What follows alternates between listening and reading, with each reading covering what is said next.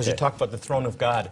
I would really like to talk about Psalm 110, verse 1. The Lord said to my Lord, sit at my right hand until I make your enemies a footstool. These two have been priming for this for a while. So let's talk about that one. I love that text. Psalm 110:1 is quoted more often than any other verse from the Old. Very important, right? Do not go away without pondering Psalm 101. Jesus used that to silence all questions. 110, 110, verse 1. Jesus used that to silence all objections. Marvelous. Jesus has just discussed the Shema. Listen, Israel, the Lord our God is one Lord. One Lord, I repeat, one Lord. One single Lord. Kyrios is, that's clear. Echad, one single. One Lord. Then he discusses, well, who is Jesus then? Certainly not that one Lord. He's now going to talk about two Lords in Psalm 110:1. I want you to be very careful looking at the Hebrew here. It says that Yahweh, 7,000 times the name for God, Adonai, the personal name of God. Yahweh, by oracle, speaks to Adoni. Adoni, I want you to look it up very carefully. Go to the rabbi. If you can't read the Hebrew, read it. Because it's been misreported in some of your commentaries as being Adonai, even in the margin, may I say, of the New American Standard updated version. It's not Adonai. It's not Yahweh speaking to Adonai. That would be God talking to God. The universe would collapse. It's Yahweh speaking to Adoni. Check Adoni 195 times. It always is a non-deity title. Yes, it's only a difference of pointing. But it's so important that Jesus used this psalm to settle all issues. God speaks to non-deity. There's one God and one Lord, Jesus, Messiah, the man Messiah Jesus. That's exactly what Paul said in 1 Timothy 2:5. One God, one exalted Adoni. That's what Sarah calls Abraham. Adoni. That's what Abigail calls David.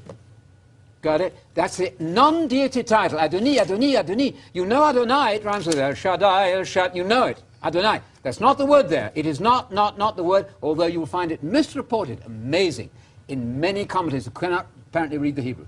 Please check Psalm 101. Vow to yourself to check that out and resolve what it says. James, you have a different reading of that. Or the people translating the American Standard actually read the Hebrew as it appears in the Qumran scrolls that existed at that time, and we recognize that the vowel pointing came hundreds of years later. I have here a section from the Isaiah scroll that has the word Adonai in it. This way, I want to see. You can see the Hebrew right here. Yeah, sorry, I'll show it this way too. There we go. Ah, there we go. All right. Do I get a kickback from Apple for this? What is it? This has no vowel pointing. This would have been the Hebrew of the day when the New Testament was written. The difference between Adonai and Adoni was added hundreds of years after the New Testament was written. There is no distinction whatsoever. I can show it to you. If I can show you where Adonai is, it's right there. You cannot tell the difference between Adonai and Adoni as the Hebrew was written at that time.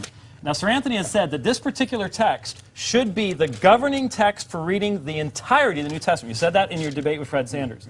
The problem with that is there is nothing in the original text that differentiates between these two terms. The Greek Septuagint does not differentiate between those two terms. When you and I dialogued on a radio program in London just a few months ago, you said the Septuagint differentiated between the two. The reality is that the very same Greek language that translates Adoni translates Adonai in Psalm 35:23 and Psalm 16:2. And so both of those texts indicate there is no differentiation whatsoever. Therefore, when this comes into the New Testament from the Greek Septuagint, there is none of the distinction that you have so strongly emphasized, as far as I can tell, in every single Just to make it clear, you're talking 250 BC. When you talk about the Septuagint, roughly. 250, 200 years before Christ. No differentiation found there. Nothing in the original that differentiates between the two. It is, all you're telling me when you're telling me that the Masoretes pointed this differently is that 500 to 900 years after Jesus, they rejected the deity of Christ. That's not a news flash. We know that at that time that they did. Wait. Where did you get 500 to 600 years later they reject the deity of the Masoretes? All he's saying is that reflects. The Masoretes. That the pointing, as we can see right here, demonstrates that that was not a part of the text. Let me mention something on the Isaiah scroll. Now, you've mentioned several times Isaiah chapter 6, which, by the way, I believe is a vision, but not to go into that right now. But in the Kedusha, you have holy, holy, holy is the Lord of hosts. In that scroll, it only has two, holy, holy. Now, this has been the basis for, all I'm saying is, I find the text questionable. There's errors that are in that text. But that has absolutely nothing to do with what I was saying. And no one argues. Are you arguing that there was a differentiation? I'm just saying I'm just saying that I have a problem with this particular text. That's all I'm Right, saying. using the Isaiah scroll. But okay, so let's just look at a couple other issues, though. Isaiah 6, who did he see? Adonai, sitting on the throne. Okay, that's what it first says. Then he's identified as Yahweh. Yeah. John 12 tells us that was Jesus that he saw. So that's the first thing, that it was Jesus that he saw, and yet he uses Adonai there.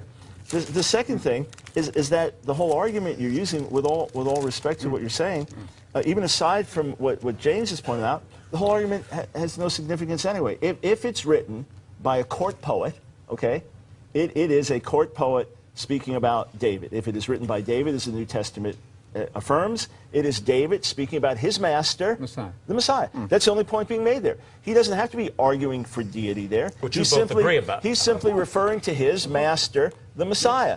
And Jesus is saying, he's trying to explain the opposite point of what you're making, that he can't only be the son of David. If he is a created being that is a physical descendant of David, then he's not greater than David. His whole point is that he's greater than David, which is why David calls him master. He's greater because he's the pre-existent one. But I must find out from Sir Anthony. Yes. Sir Anthony. Yes, of course.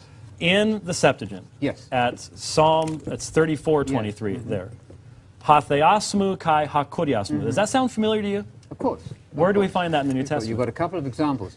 I've got 449 occurrences of Adonai, which always in the Masoretic pointing, and I hear you saying, I hear you say. This is after the New Testament. Yeah, but are you saying the Hebrews text is wrong here? I'm saying the vowel pointing is a commentary. But you're saying it's wrong.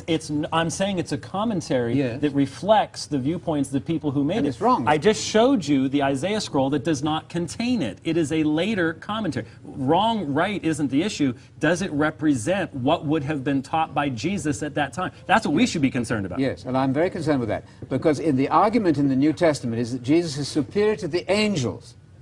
If he's God, you don't need to say that.